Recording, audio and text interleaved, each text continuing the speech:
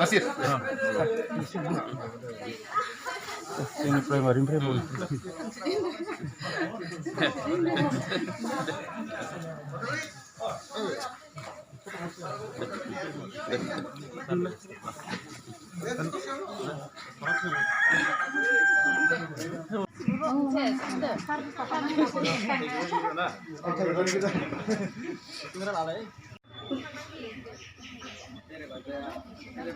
আমাৰ বৰ্তমান বৰ'খ সমষ্টিবাসী গোটেই ৰাইজক মই আন্তৰেৰে মই ধন্যবাদ জ্ঞাপন কৰিব বিচাৰিছোঁ। তেওঁলোকে সহযোগ কৰি পেলাই তেওঁলোকৰ শ্ৰমদানেৰে তেওঁলোকৰ মানে সহযোগেৰে আমি বিপুল ভোটত জয়ী হ'ব পাৰিছোঁ। তাৰ কাৰণে তেখেতসকলক মই ধন্যবাদ জ্ঞাপন কৰিছোঁ।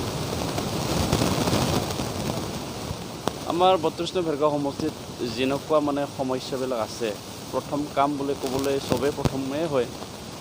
এতিয়া সদ্যহতে MLA ইলেকশ্যন আহি আছে, তাৰ আগতে যিখিনি কৰিব পৰা কাম আছে আমি বাছনি কৰি লৈছোঁ কেইটামান ৰাস্তা, যিবিলাক ৰাস্তাত মানুহ যাব নোৱাৰে, যিবিলাক ৰাস্তা মানে এজাক বৰষুণতে মানে একেবাৰে অৱস্থা কাহিল হয়, এনেকুৱা ৰাস্তাবিলাক আমি প্ৰথমতে কৰিবলৈ হাতত লৈছোঁ। তাৰপিছত আমাৰ যিবিলাক নিবনুৱা মানে সমস্যা আছে, সেই নিবনুৱা সমস্যাবিলাক সমাধান কৰাৰ কাৰণে আমি আলোচনা কৰি পেলাই সমাধান কৰাৰ কাৰণে পদক্ষেপ ল'ব বিচাৰিছোঁ।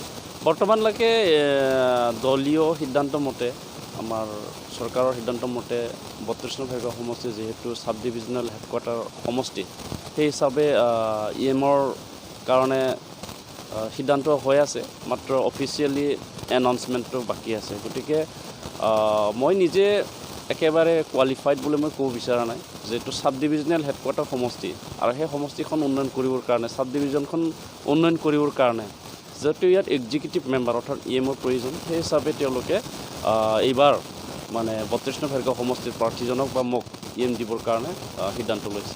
আমাৰ দলীয়ভাৱে সিদ্ধান্ত আছে যে কেলেংকাৰী যিবিলাক আছে তদন্ত কৰা হ'ব, তদন্ত কৰি পেলাই চোৱা হ'ব আৰু সমষ্টি হিচাপে যিখিনি বিগত দিনত কেলেংকাৰী হওক বা অন্যান্য কাম কাজবিলাক সাৱধান হৈ থাকিলে, সেইবিলাক আমি চাই মানে সাৱধানবিলাক কৰিবৰ কাৰণে আমি যত্ন কৰিম, কৰাবৰ কাৰণে যত্ন কৰিম। আৰু যিবিলাক কিছুমান মানে ক্ষেত্ৰত আমি কেলেংকাৰী দেখিছোঁ, ধৰক ডাঙৰ ডাঙৰ কেলেংকাৰী, আমি ভেৰগাঁও মহকুমাত এখন চাব ডিভিজনেল মানে ষ্টেডিয়াম আছিলে, সেইটো সম্পূৰ্ণ নহ'ল। সেইবিলাক আমি আগতীয়াকৈ কোৱা হৈছে যে সেইবিলাক সম্পূৰ্ণ কৰিব লাগে, আৰু জিকাৰ পিছত আমি সেইবিলাক চাম।